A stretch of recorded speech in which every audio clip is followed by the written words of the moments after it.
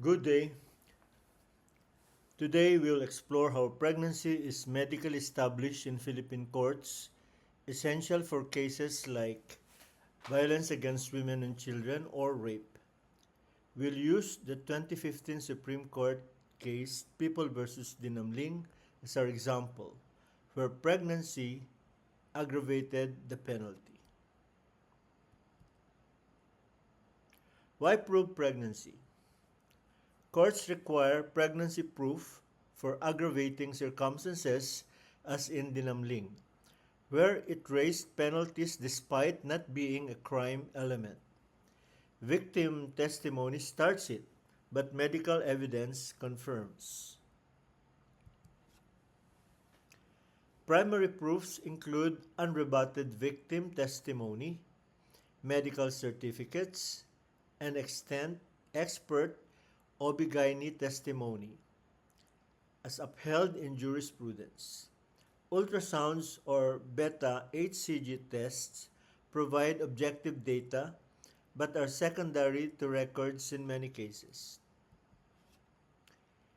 In the Dinamling case, AAA endured eviction, punching, kicking, and public stripping by her partner. This caused emotional anguish. Pregnancy was alleged as aggravating. AAA's bleeding post-assault led to hospitalization. The certificate proved 19-week pregnancy. Dr. Diaz, an OBGYN, testified on it, authenticating despite causation debate. The Supreme Court held victim's testimony and certificate proved pregnancy logically from miscarriage fact. Accused focused on abortion cost failed. Pregnancy stood unchallenged. The legal way. Philippine courts weigh evidence, not count it. In Dinamling and similar cases, medical certificates via expert testimony sufficed without advanced tests.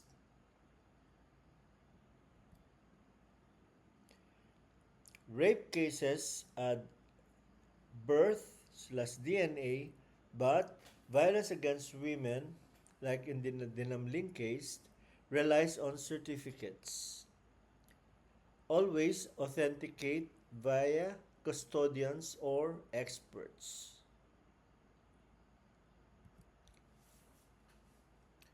Courts scrutinize ultrasounds.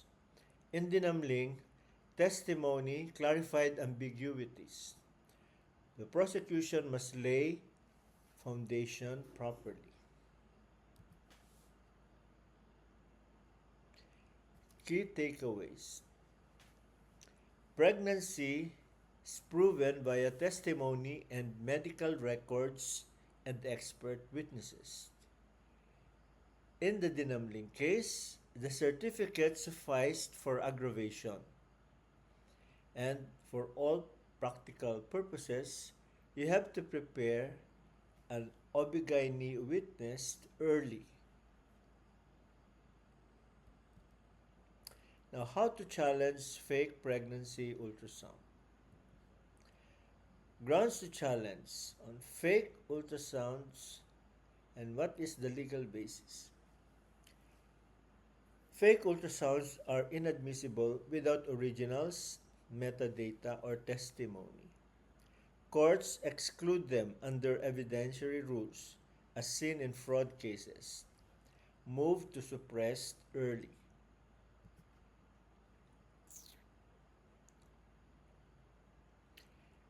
Hire Rule 132 experts to dissect fakes, metadata lies, biometry off by weeks.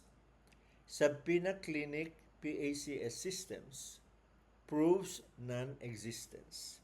Build your objection foundation.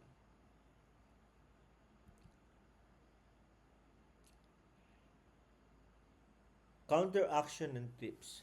Prosecute fabricators and recover costs.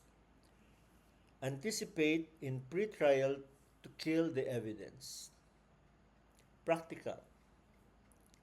Forensic review turns defense into offense. So these are the references and end of the presentation.